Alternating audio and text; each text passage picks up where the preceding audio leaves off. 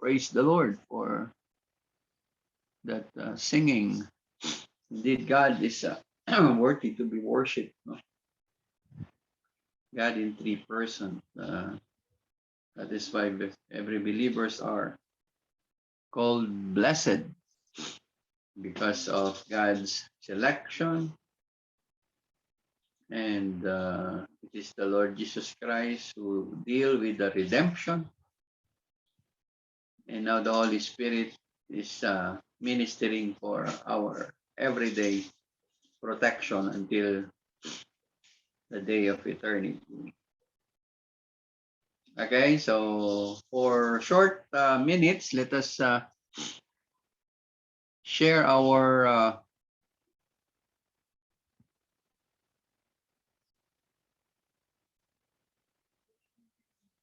memory verses today, okay, na hindi ninyo nakakalimutan. This is simula ng last Sunday. Let's begin with Deacon Ira.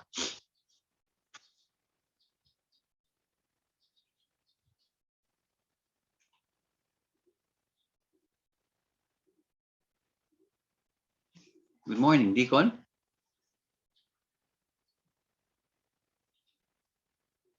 Hindi yata tayo naririnig ni Deacon, so let's proceed to Mami Nena.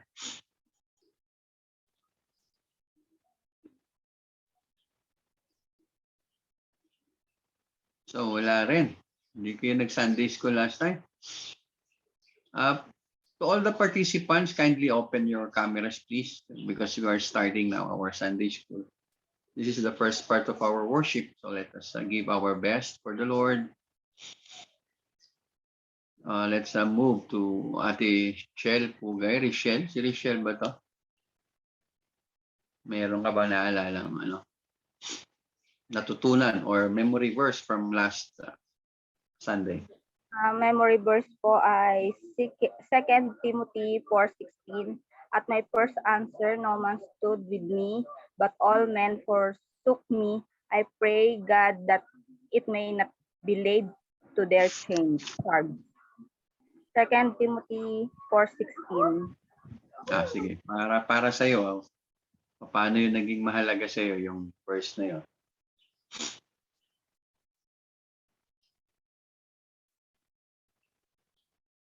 Wala lang, naalala mo lang. Deacon, are you around? Kasama ka ba namin, Deacon? Please open your camera, please.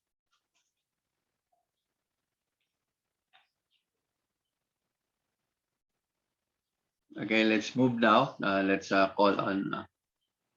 kasama natin si Ate Milen. Ate Milen, would you like to share something that you've learned from our past lesson? Or memory verse? Pastor, yung yung memory verse po na hindi siya related dun sa sa lesson, pero yung Proverbs 16:1. Okay. The preparation of the heart is in man, but the answer is from the Lord. Yun po yung lagi kong pinagmumuni-munihan, lalo na sa decision making, na most of the time nagpaplano tayo, nagpe-prepare tayo, pero mas maigi pa rin na ang sagot ay nasa Panginoon. Siya yung kalooban niya yung ginagawa natin. Yun po, Pastor. Salamat. And again, this is for the third time. I would like to request, please, all of you, please open your cameras so we can proceed now to our new lesson.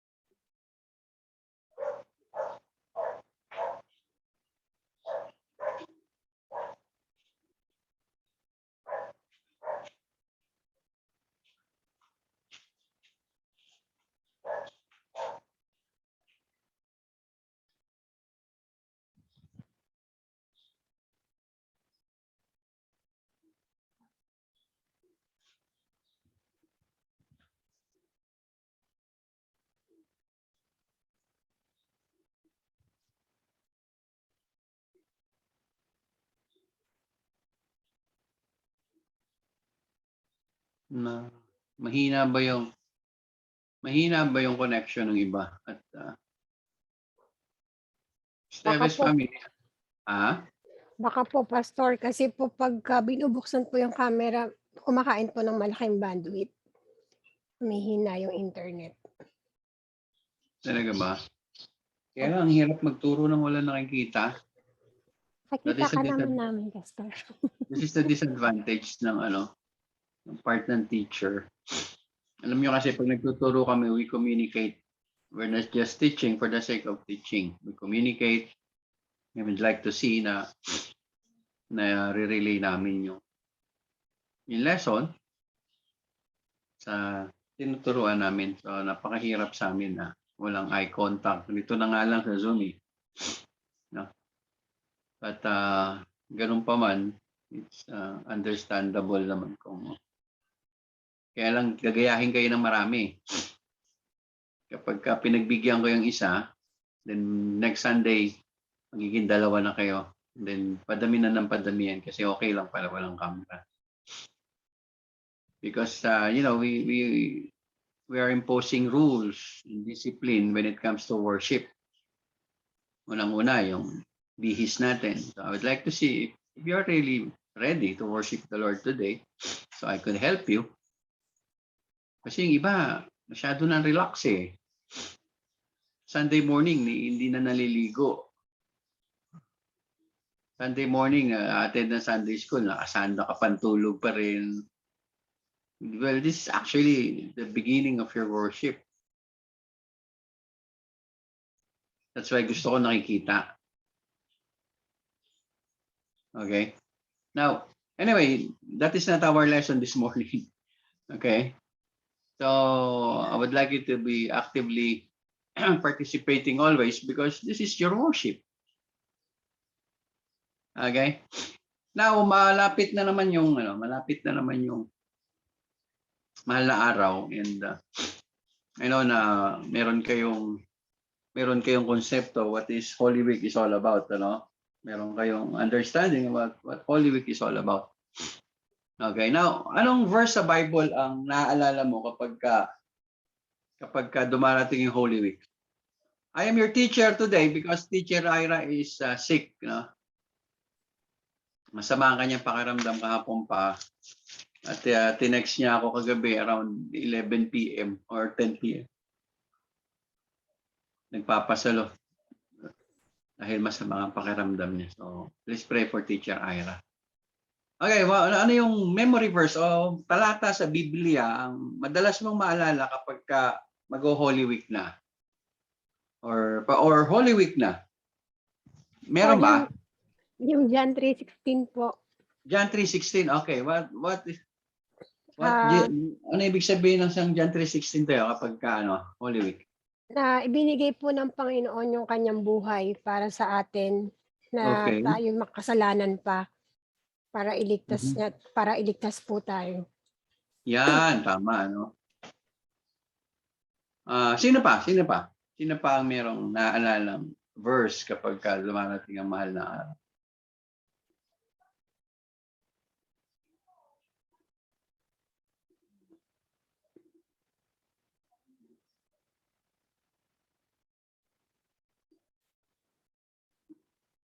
Oh, may tumutunog May nagdo-doorbell. Okay. Anybody? Hello, may kausap ba ako? Happy Sunday, everybody. I'm expecting you're excited today.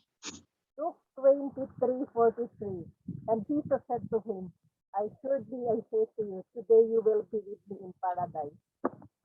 Okay. Yeah. Naalala natin yung magnanakaw, Pinangakuan ng langit. Okay, sige. Ang ganda. Sino pa? Sino pang may naalala na verse?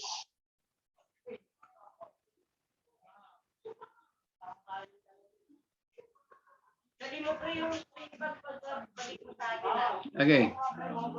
Is there any verse from the Bible na naalala mo kapag Holy Week, pag naalala mo ang kamatayan ni Jesus Christ?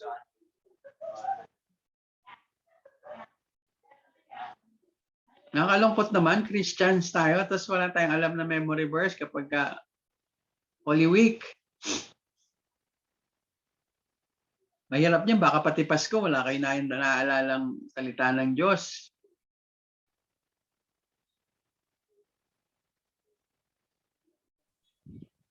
Bakit mahalaga sa iyo yung Holy Week? So, ito na lang tanong natin. Bakit mahalaga sa iyo yung Holy Week o yung kamatayan, pag-alala ng kamatayan ni Jesus Christ?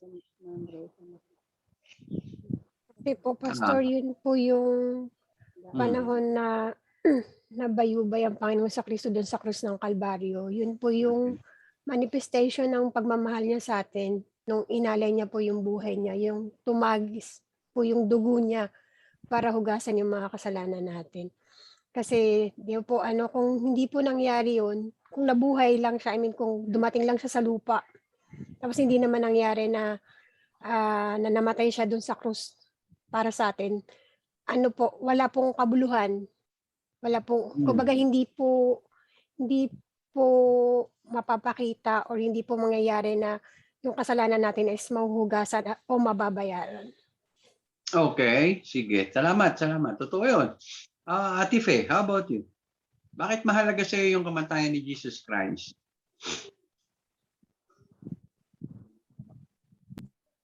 Good morning po. Mahalaga po sa akin yung kamatayan po ni Jesus Christ dahil po kung hindi po siya namatay, hindi po tayo maliligtas.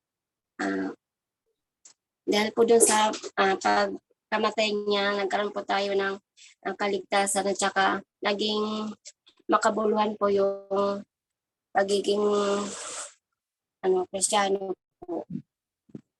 Okay. So, yun po. okay, salamat Fe. Pero wala kang naalalang memory verse sa Bible? Alam mo yung buong kwento pero wala kang naalalang memory verse sa Bible about the death of Christ? Napaka-imposible naman yata nun. You know the whole story. Binigay mo na yung summary. Romans 5:8 po. Yun! Very good. Romans 5:8. But God commanded His love toward us while we were yet sinners, Christ died for us. Amen. Okay, thank you. Let's move to the Lucanias family. Sino ba yung nasa Lucanias? Pwede yung pabukas yung camera nyo. And hingi lang kami ng konting pananaw ninyo about bakit mahalaga sa iyo yung kamatayan ni Jesus Christ.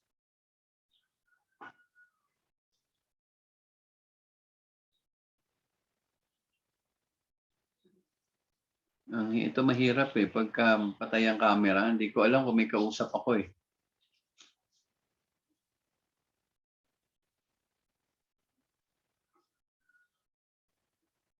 Okay, wala na akong kausap. Pakibukas ang camera nyo, Lucanias family and Deacon, please. Deacon, how about you? Bakit ang tagal mo bukas ng camera, Brad? Ano ba problema? Nagpuputol-putol ako. Okay.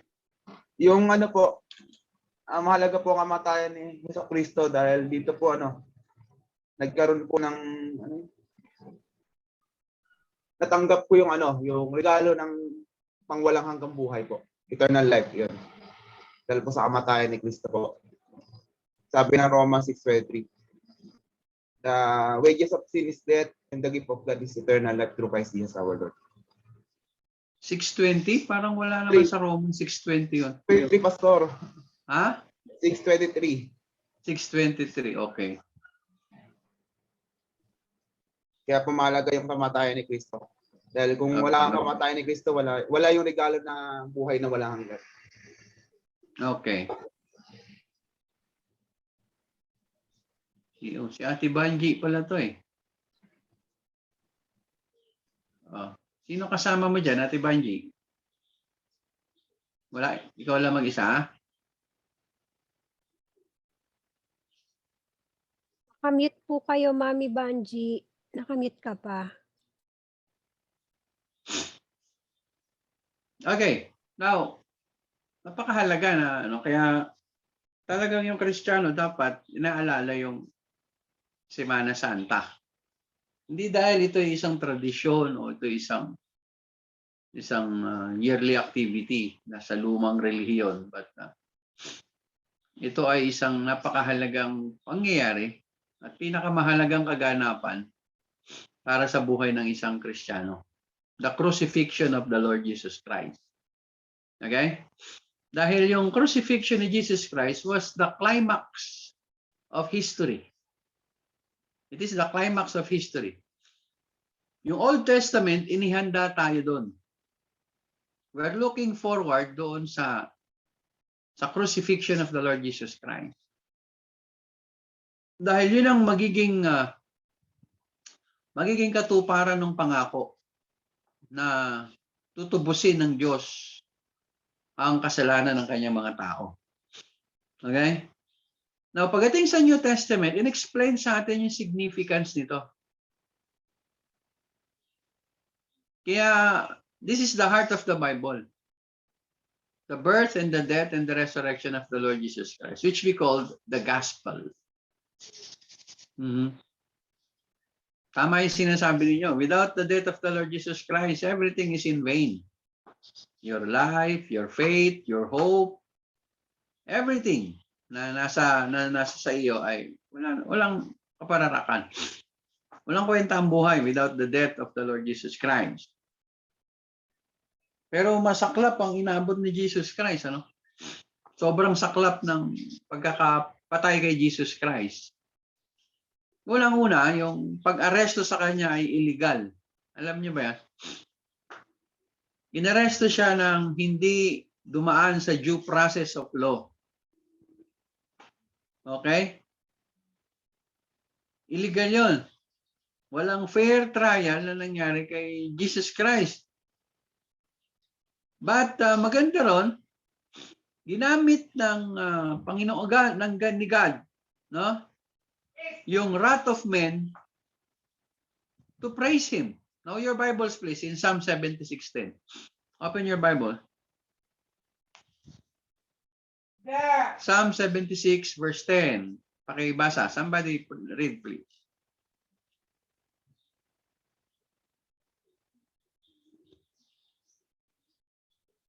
Anybody?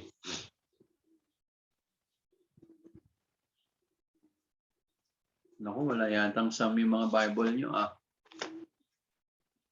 Psalm 76:10. Psalm 76:10. Truly your wrath against mankind brings you praise, and the Okay. survivors of your wrath are restrained. Okay. Surely the wrath of man shall praise you. Makita niyo yan, no? Grabe, no? Ginamit ng Diyos yung puot ng tao sa ikapupuri niya. Now, in Acts chapter 2, verse 23, go to Acts chapter 2, verse 23.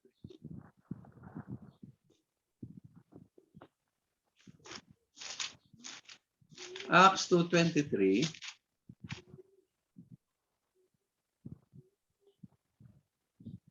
Acts 2:23.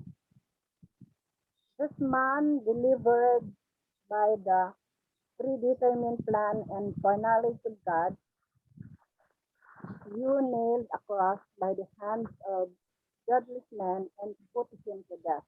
Paano natin naunawaan yan? That the death or the crucifixion of the Lord Jesus Christ is what? Ano yung na-explain dyan ng Biblia? Nakaplano na po siya. Yes. It was planned already. Pinalano na ng Panginoon. Okay. Him being delivered. Delivered.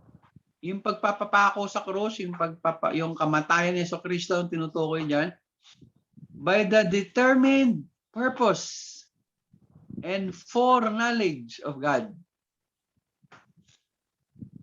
Kung ito ay determined purpose and according to the foreknowledge of God, which began from eternity past, okay?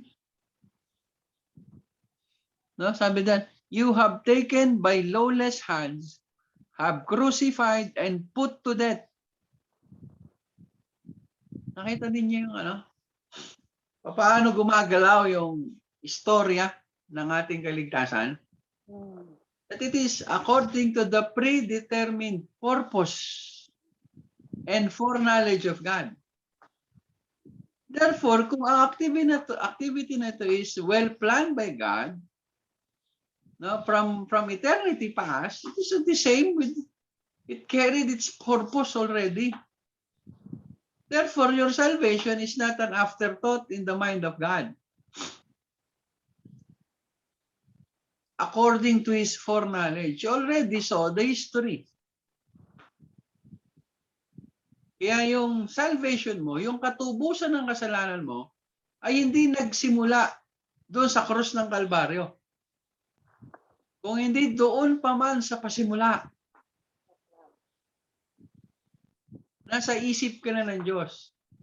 Pinapilano na ng Panginoon ang kaligtasan mo through the sacrificial death of His Son. Kaya yung pagkakahuli kay Jesus Christ, yung trial niya, though hindi dumaan sa due process, ay dahil yun ay dumaan sa proseso ng Panginoon. So wala kang i-blame sa history dahil this is according to the predetermined purpose of God. Sino may Tagalog na Biblia? Basahin mo nga yun sa Tagalog. Ina-explain niya ni Dr. Luke doon sa mga men of Israel. Ito yung mensaheng iniwan ni Dr. Luke doon sa men of Israel. That Jesus of Nazareth, verse 22, punta kayo. A man attested by God to you by miracles, wonders, and signs, which God did through him in your midst, as you yourselves also know, him being delivered by determined purpose and foreknowledge of God, you have taken by lawless hand. Lawless nga eh. Hindi dumaan sa tama. Walang batas ang kamay ng tao para kay Jesucristo. Have crucified and put to death the Lord Jesus Christ, to whom God raised up, having loosed the pains of death, because it was not possible that he should be held by it. For David said concerning him, nakita niyo, may prophecy pa dyan mula kay David. Okay?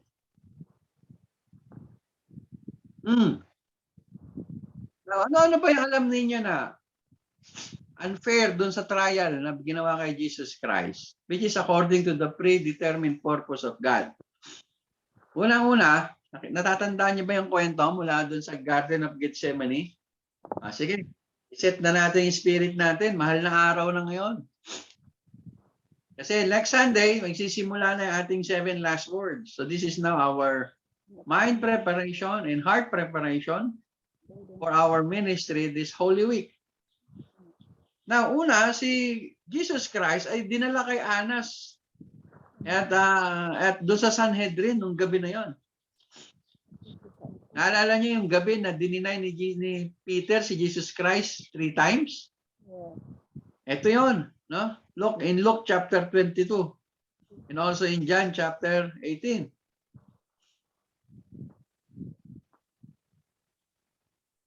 Pangalawang trial na hinarap si Jesus Christ, nung dinala siya ni Anas, pagkatapos kay Anas dun sa Sanhedrin, pinadala siya ni Anas dun kay Caiaphas, yung high priest. Natandaan niyo? Now, dinala siya kay Caiaphas doon sa Sanhedrin, madaling araw. Ano kayo nakakita ang korting bukas ng madaling araw?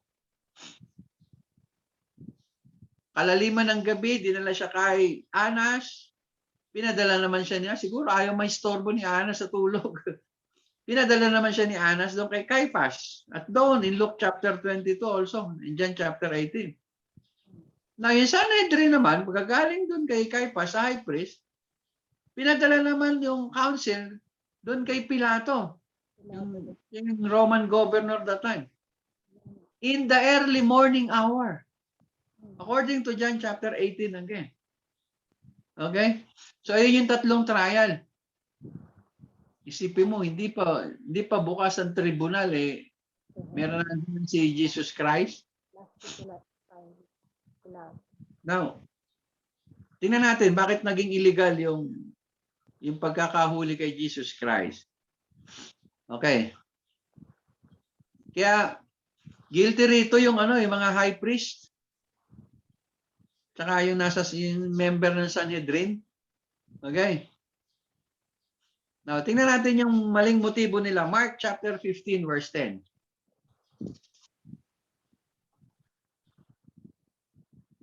Alam niyo, masarap alalahanin ng mahal na araw kung maintindihan natin yung kwento eh. Now, kung meron kayong time, panoorin niyo uli yung The Passion of Christ. Yun ang research, yun ang movie na medyo pinakamalapit sa research so far. Now, Mark 5:15-10. Punta nga po sa Mark 15:10. Nandiyan na kayo? Mark 15:10. Somebody read, please.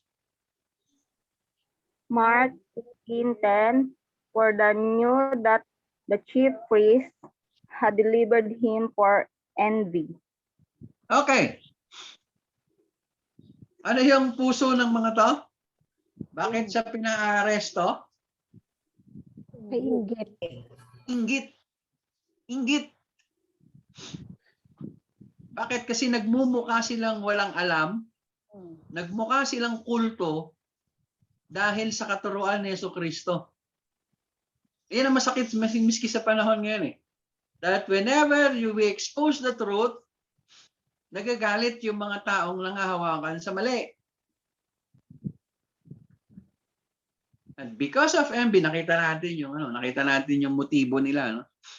Kaya hindi talaga siya dadaan sa tamang proseso. Maraming illegalities dun sa trial ni Jesus Christ. Si number 1, the Sanhedrin, ito yung Sanhedrin, ito yung member ng council. Si Apostle Paul is sometimes naging member ng Sanhedrin. Okay? Kapag ka member ka ng Sanhedrin, it's either you are a Pharisee or you are a Sadducees. Okay? Now, nag-meet sila before the morning sacrifice. Hindi ito pwede.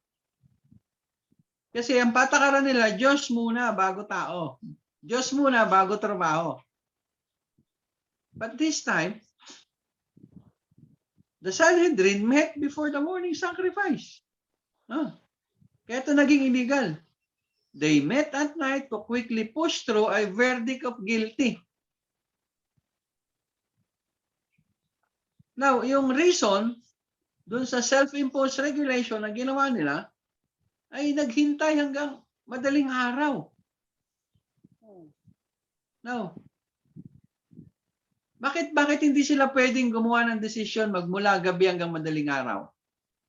Kasi according to the Jewish rule, gusto nilang makasiguro na yung men of the Sanhedrin, yung council, yung mga tao na member ng Sanhedrin, ay tama sa harap ng Diyos bago sila gumawa ng isang importanteng desisyon. Kaya hindi sila pwedeng magdesisyon between midnight until dawn. Kinakailangan mapatunayan nila na wala silang ginawang kasalanan ng gabi hanggang sa pagising sa umaga bago sila humarap at gumawa ng desisyon. Okay? Now, pangalawa, bakit illegal ito? Pakita niyo na, hindi na check yung council kung karapat-dapat sila sa harapan ng Diyos. Kasi capital punishment tong pinapatong nila kay Jesus Christ eh. Kaya kung ikaw ay member ng council, dapat ma-check muna ng tribunal kung ikaw ba ay matuwid sa harapan ng Diyos. Wala ka bang ginawang kasalanan kahapon hanggang gabi, hanggang madaling araw. So hindi sila pwedeng mag-meet ng gabi hanggang madaling araw, no? Dahil kailangan silang i-check kung tama ba ang buhay nila para gumawa ng isang hatol. Pangalawa, the Sanhedrin was not met on Friday, the day before the Sabbath. Bawal din yun, bawal. Because dahil ang kaso nga is capital punishment.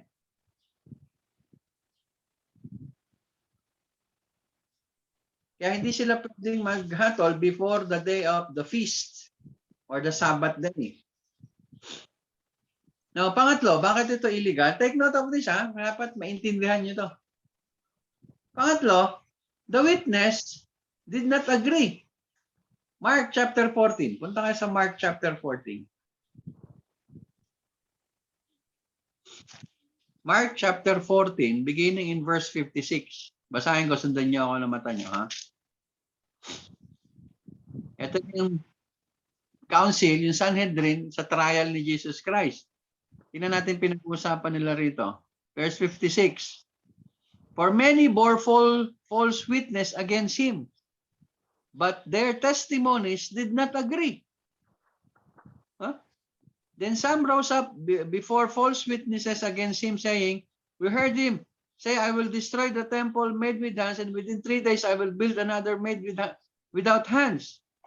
But not even then did their testimony agree. Okay? Now, kapag ikaw ay isang witness, this is a serious matter to the Sanhedrin. Dahil ang pinag-uusapan dito ay capital punishment.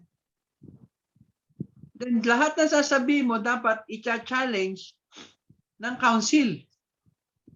Pero sa pagkakahuli kay Jesus Christ, yung mga nagsasalita against Jesus Christ, wala nang cross-examination. Wala nang cross-examination na nangyari.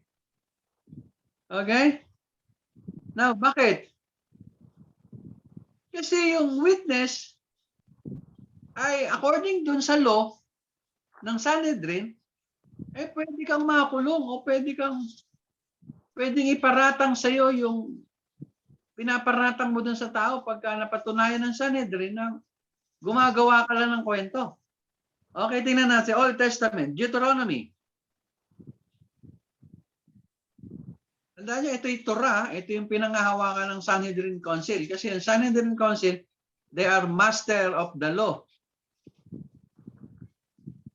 Kasi Apostol Pablo, alam ang law. Sabi niyan, and the judges, ito yung proseso, and the judges shall make diligent inquisition. Ano ibig sabihin ng inquisition? Ini-inquest. Binibigyan linaw yung mga paratang. Okay? And behold, if the witness be a false witness and hath testified falsely against his brother, then shall you do unto him as he had thought to have done unto his brother. Ipapataw sa kanya kung ano yung pinaplano niya doon sa tao. So shalt thou put the evil away from among you. Makita niyo yung ginawa kay Jesus Christ, ano? Kaya mabigat ito illegal. Illegal ang pagkakahuli kay Jesus Christ. Okay? Ano ba yung Jewish Sanhedrin? Ito yung main part dun sa trial ni Jesus Christ dapat, Dapat before the Jewish Sanhedrin, this was the Jewish court of law. Now, the Sanhedrin consisted of the following men, according to Mark 14:53. Dalawang presiding officer. Dapat may dalawang presiding officer. Take note of this. Merong 23 chief priests. Dapat merong 23 elders. Dapat meron ding 23 scribes, which has a total number of 71 councils. And every one of them were considered experts in many fields. Yung iba dyan, magaling sa science, sa medicine, sa chemistry, foreign language. Yan, marami sila. Kaya napakahirap ng pagkakahuli kay Jesus Christ. Pero ang nakakatawa doon, outside their knowledge, nagaganap ang lahat according to the predetermined purpose of God. Okay? Mahirap, no? At tingnan natin, marami pa to eh, marami pa eh. The high priest, yung high priest, alam niya ba? Kaya, alam ito, harap-harapang niloloko si Jesus Christ dito eh, sa pag-aresto pa lang. Tingnan niyo dun sa Mark 14:63. Mark 14:63. Pakibasa niyo po. Mark 14:63.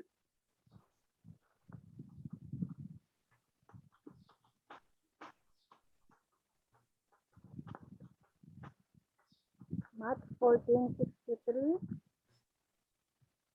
Hearing his clothes, the high priest said, "That further need do we have of witnesses?" Okay, now, compare that verse in Leviticus 21:10. Go to Leviticus 21:10. Isa pang illegal na nangyari diyan.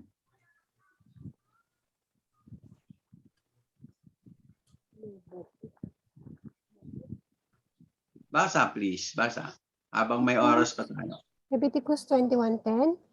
The high priest, the one among his brothers, who has had the anointing oil poured on his head and who has been ordained to wear the priestly garments, must not let his hair become unkempt or tear his clothes. Okay. So ano ang maling nangyari doon sa Mark 14:63 according to the law in Yung, Leviticus 21:10? yung pag-tear ng, ano niya, pag-tear ng clothes niya. Exactly. Alam niyo ba ang ibig sabihin ng expression na yan? Kapag ka Parang nag... so much, ano yun, parang mataas na emotion. Correct, exactly. Para ma-convince niya yung tao doon sa kanyang paratang, nag-tear siya ng clothes para express niya yung malalim niyang emosyon, pagkagalit niya sa sitwasyon o doon sa tao. To the point na nilabag niya yung batas. Dahil hindi pwedeng mag-tear ng clothes ang isang high priest. Para lang kumbinsihin yung tao sa desisyon niya. O dalahin yung tao sa nararamdaman niya. O kaya ngayon yung tao nung nagwala. Kaya unanimously, they shouted, no? Crucify him, crucify him. But that is illegal. Hindi mo dapat gawin yan. And sumunod, hindi nila binigyan ng pagkakataon si Jesus Christ na ipagtanggol yung kanyang sarili. Hindi nila pinagsalita si Jesus Christ. Okay? Now, yung mga council na naandun, dapat disqualified din sila. Para doon sa sentensya. Alam niyo kung bakit? Kasi bawal sa kanila na hahatol sila dahil meron na silang alam doon sa nangyayari. Okay? Tandaan nyo, nag-meet na sila doon sa 3 pagkakataon. Inisa-isa natin kanina. 3 previous occasions to conspire against the Lord Jesus Christ. So yung judgment nila is magiging void dahil meron silang first-hand na knowledge doon sa sitwasyon.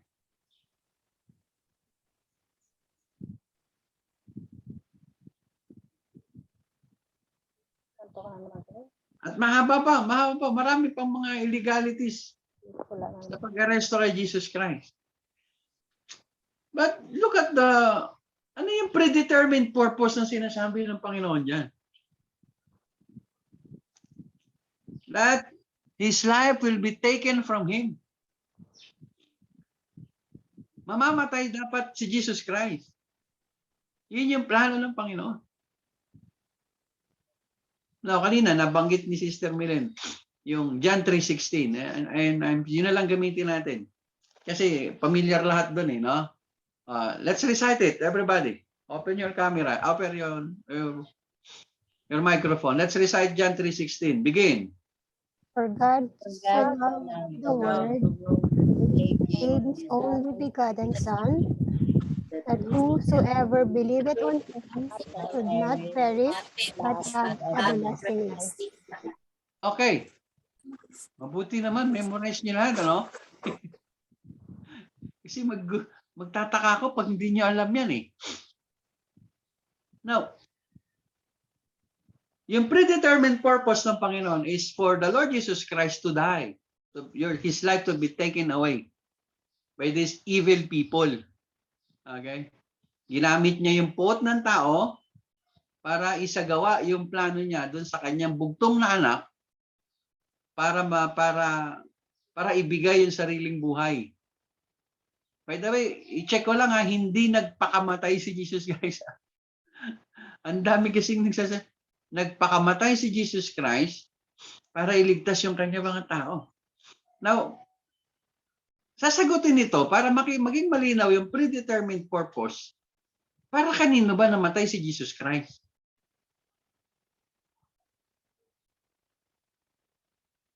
Para kanino namatay si Jesus Christ? At sasagutin niya ng Biblia natin ngayong umaga.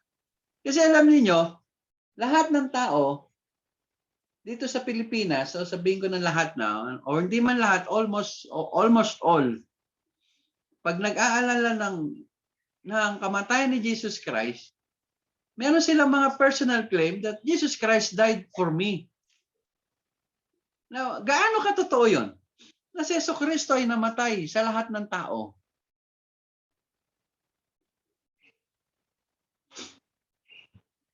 Ate Arlene, para sa'yo, gaano katotoo na si Jesucristo ay namatay para sa lahat ng tao? Sa akin po, hindi po siya totoo. Hindi Okay. po para sa lahat ng tao. Namatay lang po siya para dun sa mga elect po. Okay, now let the Bible speak today. Now, for whom did Christ die? Okay, paki-share ng ating screen doon sa ating host ngayon. Paki-share nga ng ating outline. Now, for whom did Christ die? Now, let's go and open our Bibles in John chapter 10. John chapter 10. Nakita niyo, lumalakad ang lahat according to the predetermined purpose of God. Ibig sabihin, sa layunin ng Panginoon, buo na. John chapter 10 verse 11. Pakibasa po.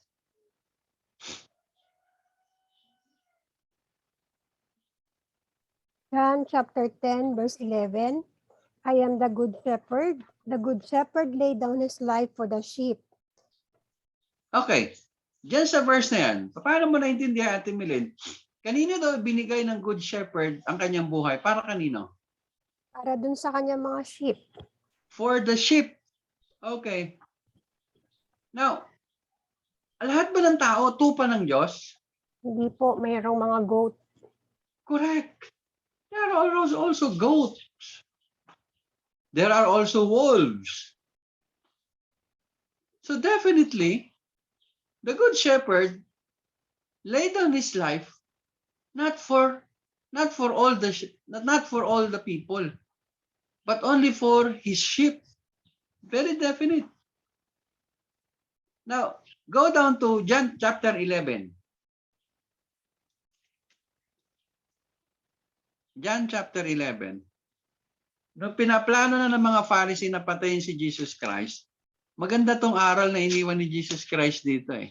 Huh?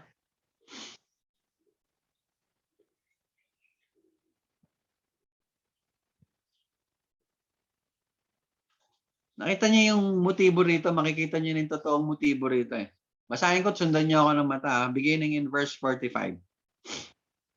John 11:45. Then, many of the Jews who had come to Mary and had seen things Jesus did believed in him. But some of them went away to Pharisees and told them the things Jesus did. Oh, yung iba hindi naniwala sa ginawa, bagkos nagsumbong dun sa mga Pariseo kung ano yung ginawa ni Jesus Christ. 47. Then the chief priests and the Pharisees gathered a council and said, what shall we do? Ano gagawin natin? For this man works many signs. 48. If we let him alone like this, everyone will believe in him. And the Romans will come and take away both our place and nation. Mawawalan sila ng trabaho. Mawawalan na sila ng prestige, ng posisyon. Nakita niyo yung puso nila? Okay, now, continuing in verse 49.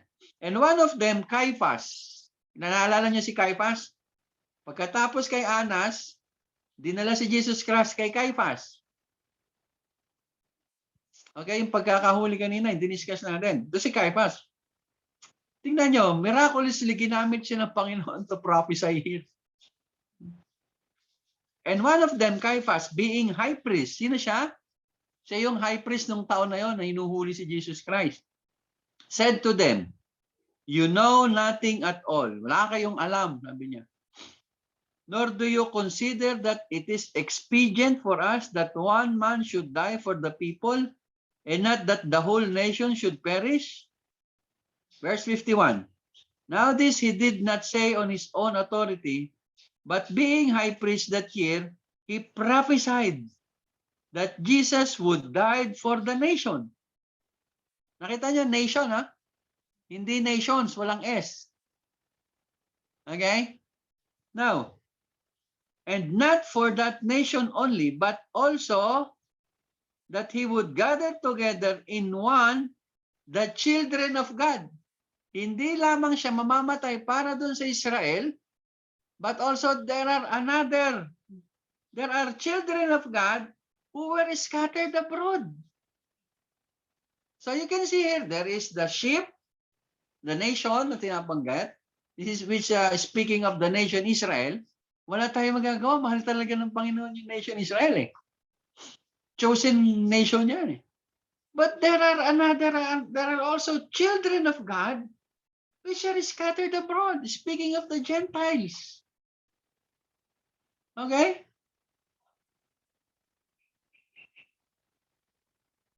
Now, tingnan niyo mabuti. We can see here that praise the children of God who were scattered abroad. Hindi sinabing lahat ng tao na nasa labas ng bayang Israel. Hindi rin sinabi nito na walang nationwide salvation. Walang national redemption. But he's speaking of his sheep as a good shepherd. Kaya mga kapatid, napakahalaga ng katotohanan ito sa iyo ngayon. Because you included, dito sa verse na to, you are included doon sa children of God who were scattered abroad. Now, pag pinag-aralan niyo pa further yung the book of John, makikita niyo rito that there is sheep in the sheep pen and there are another sheep na ipapasok uli ng Panginoon sa kanyang kawan. So, there are selections. Nakita niyo yung selections dito? At sabi niya, I died for them. I am the good shepherd and I gave my life for this sheep. Okay? Now let's move to another text. John chapter 6. Go to John chapter 6. Sayang, no? Wala tayong mahabang oras. Matatapos yung oras natin. John chapter 6. Now move to verse 39 to 40. Move, verse 39. Now follow me with your eyes. Nandiyan na kayo? John chapter 6 verse 39. This is the will of the Father who sent me, that of all he has given me, I should lose nothing, but should raise it up at the last days. Sino daw yung Sino daw yung concern ni Jesus Christ dito? The Father, those people that the Father gave him. Doon, para sa kanila, mamamatay si Jesus Christ. Yung iniatang na mga tao sa balikat ni Jesus Christ. It is not for everybody that Christ died. There are particular people. Kaya siya namatay. Okay? Now, verse 40. And this is the will of him who sent me, that everyone who sees the Son and believes in him may have everlasting life, and I will raise him up at the last days. Those who will receive the gift of faith, sabi niya, no? Who will see the Son and believes in him. Tandaan ninyo, ha? May mga tao na inatang sa balikat ni Jesus Christ. At para sa kanila, mamamatay si Yesu Cristo. Kaya nakakalungkot yung mundong ito, no? They claim that, pag tinanong mo, pag yung John 3:16, pag senior mo ka sa nila, alam ko na yan. I know Christ died for my sin. How? Paano ka naging sigurado na kasama ka doon? Unless you have faith, unless you receive the gift of faith, you will never know that you are one of the sheep of the good shepherd. Unless you receive the gift of faith. Anong gagawin ng Panginoon? First, the regeneration. The quickening of the spirit. Mula sa pagkapatay, bubuhayin ka ni Jesus Christ, ang espiritu mo. Through the quickening of the spirit. And now, after the quickening, you will understand now faith. Dahil hindi mo maintindihan ng faith pagkapatay ka sa kasalanan. Kaya sabi ng John, ano sabi ng John chapter 3 verse 3 at Sister Mary Ann? Unless a gay be boy again. Ano sabi John chapter 3 verse 3? Unless a man be born again, he not enter the kingdom of God. Unless a man be born again. Be born again. Kapag hindi siya ipinanganak na magmuli, bakit kinakailangan ipanganak siya magmuli?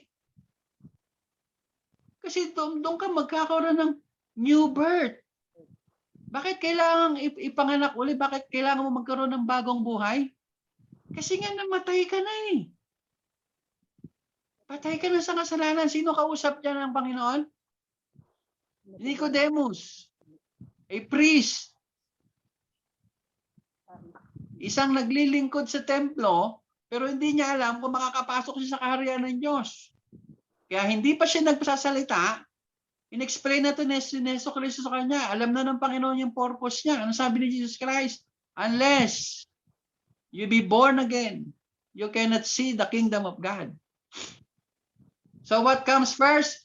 First is your regeneration. Kailangan maging ma-born again ka muna. Tawag doon regeneration. And then faith. Hindi faith, that's regeneration. Paano ka magkakaroon ng faith kung patay ka?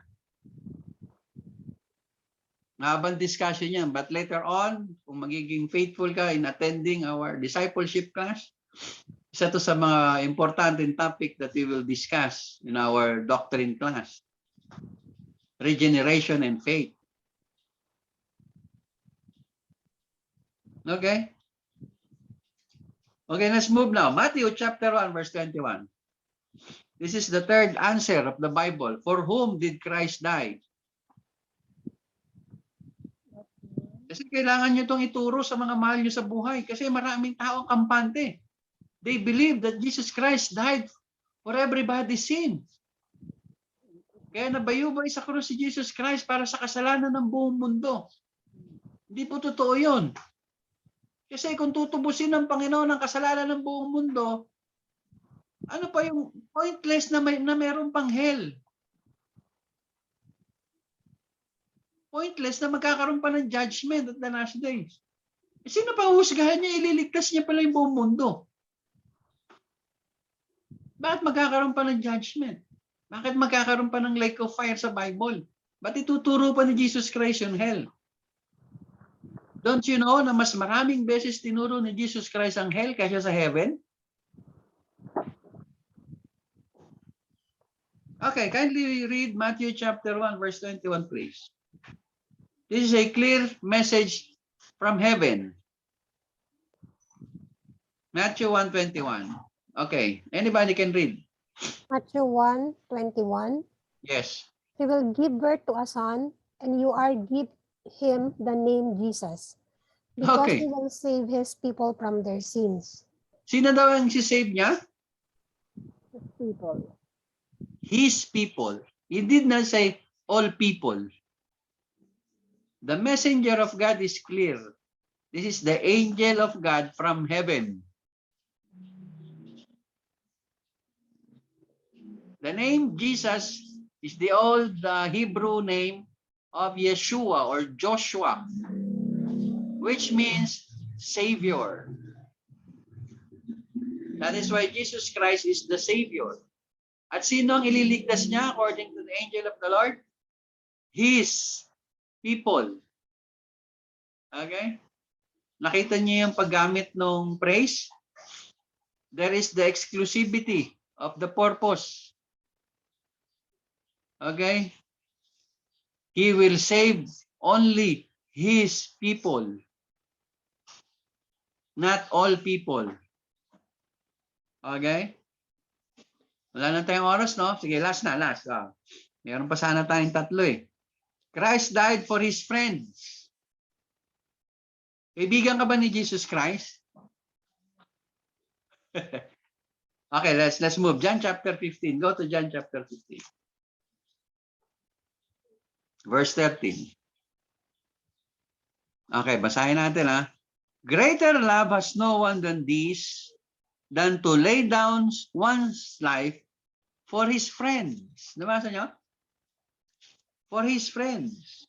Oh, now, the word friends dyan is from the Greek word philos. Philos meaning beloved or meaning dear.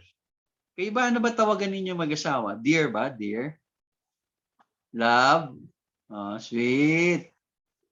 Ate Arlene, anong tawagan ninyo ni Voltaire? Huwag mo lalaksan, salbahe ka.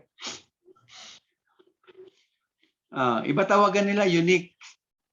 Okay. Philos. Okay, meaning beloved.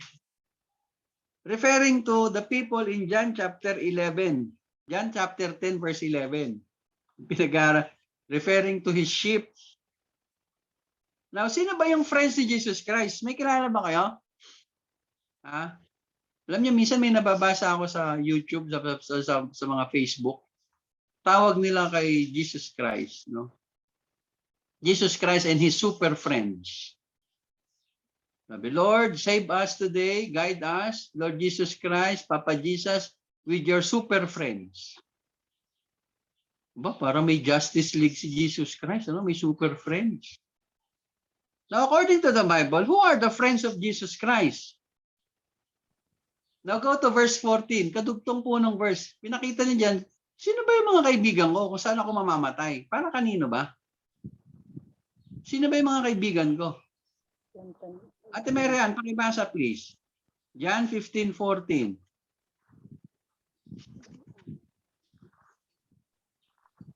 John 15:14. You are my friends if you do what I command you. Okay. Ang linaw, ano? Now, sino yung friends ni Jesus Christ? It is those people who are following him. These are his disciples. Hindi to limited dun sa 12 disciples. But everyone who is now his disciple. Kaya sabi ko sa inyo, huwag kang makampanting Kristiyano ka na. Kasi baka hindi ka pa friends ni Jesus Christ.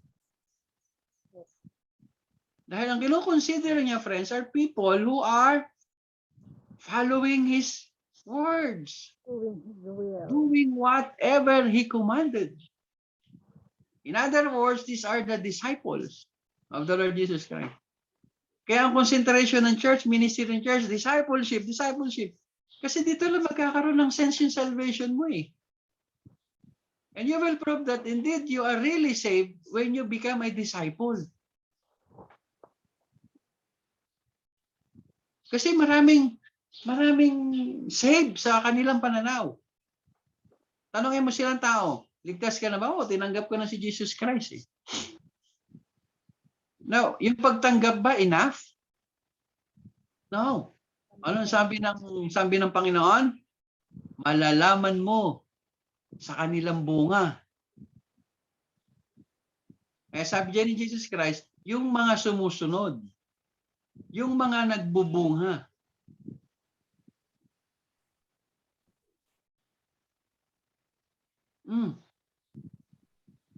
Romans chapter 5. Baka pa natin ng konti. Okay pa naman kayo, hindi pa kayo nagugutom? Romans chapter 5. Verse 6 to 8. Basahin ko na lang. Sundan niyo ako ng mata niyo. For when we were still without strength in due time, Christ died for the ungodly. For scarcely for a righteous man someone will one die, yet perhaps for a good man someone would even dare to die. But God demonstrates his own love toward us in that while we were still sinners, Christ died for us.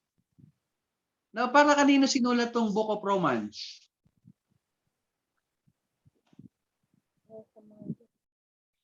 So definitely, Paul is addressing the believers in Romans church. Yung mga miyembro ng church doon sa Rome. Malamang to, Baptist Church of Rome, First Baptist Church of Rome. Pangalan ng church na to. Okay? Kaya mga kapatid, napakahalaga maintindihan. Ephesians chapter 5 verse 2 para mas Ephesians 5:2. Ephesians chapter 5 verse 2. Tingnan natin, makadagdag to. And walk in love as Christ also has loved us and given himself for us an offering and sacrifice to God for a sweet smelling aroma. Ano naman yung pinapakita dyan para sa mga friends ni Jesus Christ? These are people who are imitators of God. They are walking, they walk in love as Christ also have loved us and given himself for us as an offering and sacrifice to God.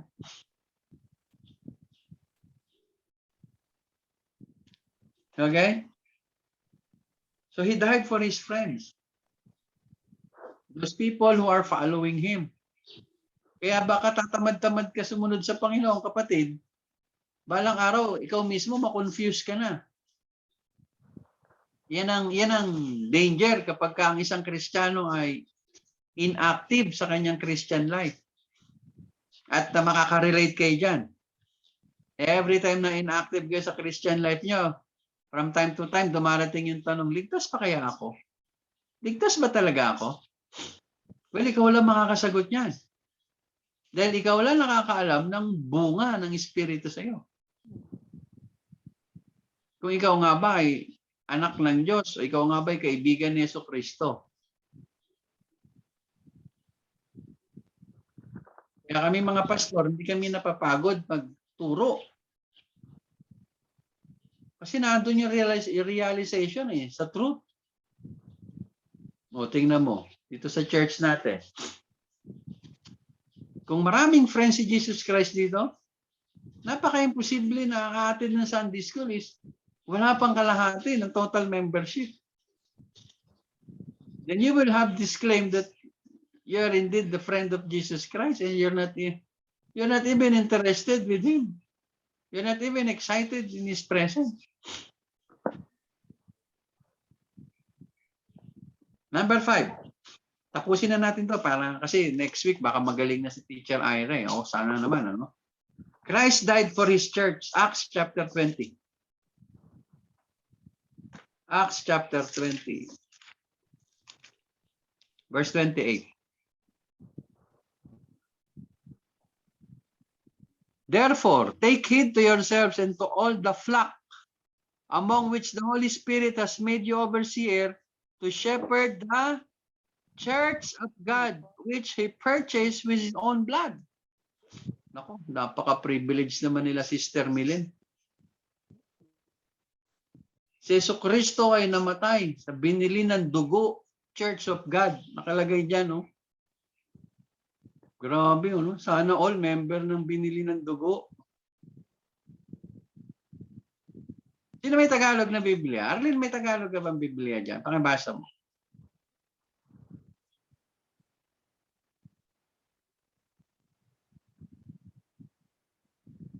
Wala kang Tagalog na Bible, ano? Sino may Tagalog na Biblia?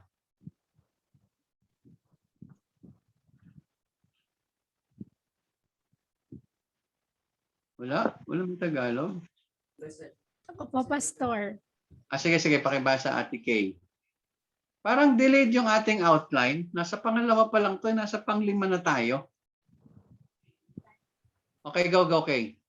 Mga Gawa 20:28, ingatan ninyo ang inyong sarili at ang buong katawan sapagkat sila'y inilagay ng Espiritu Santo sa inyong pag-iingat.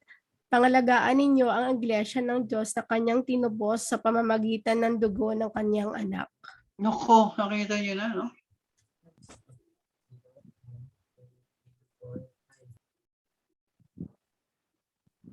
Shepherd the church of God which he purchased with his own blood. Kaya talam, this is speaking of the local church first. Contextually, ang kinakausap dito ay yung pastor ng church na yon, no? O yung elders ng Ephesus. Contextually, yung mga namumuno, no? Yung pastor doon, tsaka yung elders. Pangalagaan ninyo ang mga tao dyan, no? Dahil sila ay tinubos ng dugo ng bugtong na anak ng Diyos.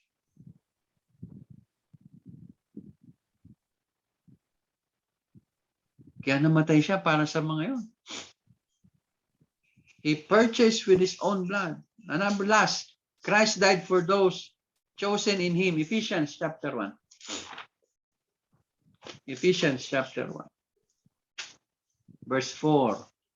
Very familiar verse.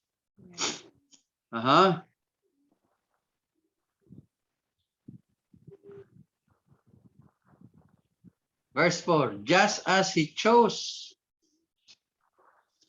us in him before the foundation of the world. Nakita nyo? Kailan yung pagpili ng Diyos?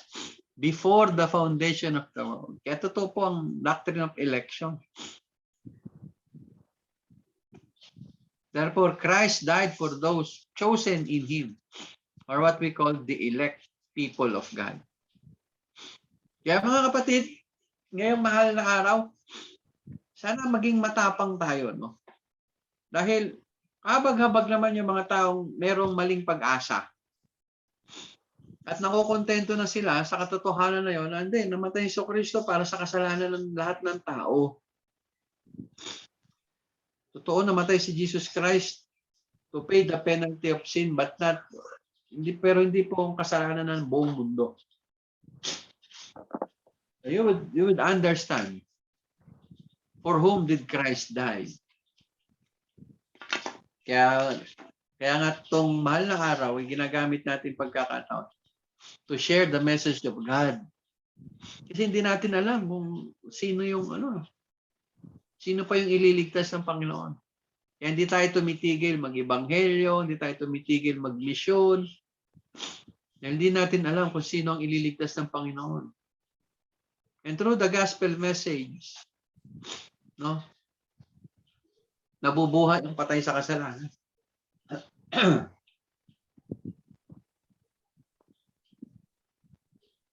For by grace, yun yung bumubuhay, yung grace, you have been saved through faith.